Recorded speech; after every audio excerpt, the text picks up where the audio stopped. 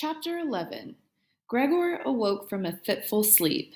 Images of blood-red rivers, his dad surrounded by rats, and boots falling into bottomless caverns had woven in and out of his dreams all night long.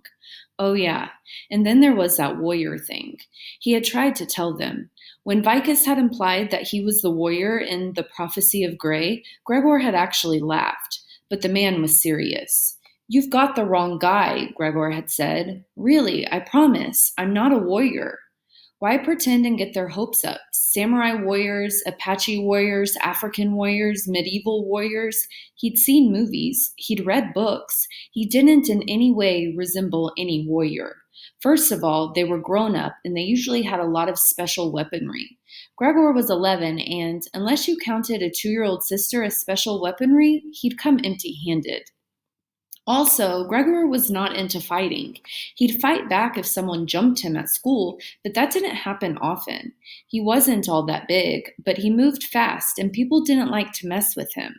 Sometimes he'd step in if a bunch of guys were pounding a small kid. He hated seeing that, but he never picked fights and wasn't fighting what warriors mainly did. Vicus and Luxa had listened to his protest. He thought he might have convinced Luxa. She didn't have a very high opinion of him. Anyway, but Vicus was more persistent. "How many overlanders survived the fall to the Underland, do you suppose?" "I would guess a tenth." "And how many survived the rats after that?" "Perhaps another tenth? So out of 1,000 overlanders, let us say 10 survive. How passing strange is it that not only your father, but you and your sister came alive to us," said Vicus. "I guess it's kind of strange," admitted Gregor, "but I don't see why that makes me the warrior." "You will when you better understand the prophecies," said Vicus. "Each person carries their own destiny. These walls tell of our destiny, and your destiny, Gregor, requires you to play a role in it." "I don't know about this destiny thing," said Gregor. "I mean, my dad and Boots and I, we all have the same laundry room, and we landed somewhere pretty close to you, so I'm thinking it's more of a coincidence. I'd like to help, but you guys are probably going to have to wait a little longer for your warrior." Vicus just smiled and said they would put it before the council in the meeting. This morning, now. Despite all of his worries, and he had plenty, Gregor couldn't deny a feeling of giddy happiness that shot through him periodically. His dad was alive. Almost instantly, another wave of anxiety would rush over him. Yeah, he's alive, but imprisoned by rats. Still, his grandma always said, "Where there's life, there's hope." Boy, wouldn't his grandma love it if she knew he was talked about in a prophecy? But of course, that wasn't him. That was some warrior guy who would hopefully make an appearance really soon and help him get his dad free. That was his main goal now. How could he rescue his dad?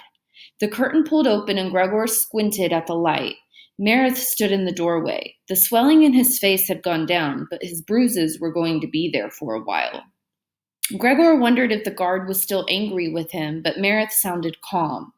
"Gregor the Overlander, the council requests your presence," he said. "If you make haste, you may wash and eat first." "Okay," said Gregor. He started to rise and realized Boots's head was cradled on his arm. He eased himself up without waking her. "What about Boots?" "She may sleep on," said Meredith. "Dulcet will watch over her." Gregor bathed quickly and dressed in fresh clothes. Meredith led him to a small room where a meal was laid out, then stood watch at the door. "Hey, Meredith," he said, drawing the guard's attention. "How is everybody? I mean, Perdita and the bats, are they okay?" "Perdita has woken finally. The bats will mend," said Meredith evenly. "Oh, that's great," said Gregor with relief. After his father's situation, the thing pressing most on him had been the condition of the Underlanders. He wolfed down bread, butter, and a mushroom omelet. He drank hot tea made of some sort of herb, and energy seemed to pour through him. "Are you ready to face the council?" asked Meredith, seeing his empty plate. "All set," said Gregor, springing up. He felt better than he had since he had reached the Underland. News of his dad, the Underlander's recovery, sleep, and food had revived him. The council, a group of 12 older Underlanders, had gathered at a round table in a room off the high hall. Gregor saw Vicus and Solivet, who gave him an encouraging smile. Luxa was also there, looking tired and defiant. Gregor bet she'd been chewed out for joining the rescue party last night. He was sure he hadn't acted one bit sorry. Vicus introduced the people around the table. They all had funny sounding names that Gregor immediately forgot. The council began to ask him questions, all kinds of things, like when he was born and did he know how to swim and what he did in the overland. He couldn't figure out why a lot of the stuff was important. Did it really matter that his favorite color was green? But a couple of Underlanders were scribbling down every word he said like it was golden. After a while, the council seemed to forget he was there, and they argued among themselves. He caught phrases like a son of the sun and white water runs red and knew they were talking about the prophecy. Excuse me, he finally broke in. I guess Vicus didn't tell you, but I'm not the warrior. Look, please, what I really need is for you guys to help me bring my dad home. Everyone at the table stared at him for a moment and then began to talk with greater excitement. Now he kept hearing the words follow his call. Finally, Vicus rapped on the table for order. Members of the council, we must decide. Here sits Gregor the Overlander, who counts him the warrior of the prophecy of Grey. 10 of the 12 raised their hands. Luxa kept her hands on the table. Either she didn't think he was the warrior or she wasn't allowed to vote. Probably both. We believe you to be the warrior, said Vicus. If you call us to help you regain your father, then we answer your call. They were going to help him. Who cared why? Okay, great, said Gregor. Whatever it takes. I mean, believe whatever you want. That's fine. We must begin the journey with all haste, said Vicus. I'm ready, said Gregor eagerly. Let me just get boots and we can go. Ah, yes, the baby, said Solivet. And another round of arguments ensued. Wait, shouted Vicus. This costs much time. Gregor, we do not know that the prophecy includes your sister. What? Said Gregor. He couldn't remember the prophecy very well. He had to ask Vicus if he could get in the room and read it again. The prophecy mentions 12 beings. Only 2 are described as overlanders. You and your father fill that number, said Solivet. The prophecy also speaks of one lost. That one may be your father, in which case Boots is the second overlander. But it may also be a rat, said Vicus. The journey will be difficult. The prophecy warns that 4 of the 12 will lose life. It may be wisest to leave Boots here.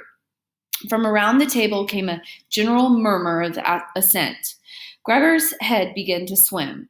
Leave Boots? Leave her here in Regalia with the Underlanders? He couldn't do that. It wasn't that he thought they'd mistreat her, but she'd be so lonely. And what if he and his dad didn't make it back? She'd never get home. Still, he knew how vicious the rats were, and they would be hunting him, to the last rat. He didn't know what to do. He looked at the set faces and thought the Underlanders had already decided to split them up.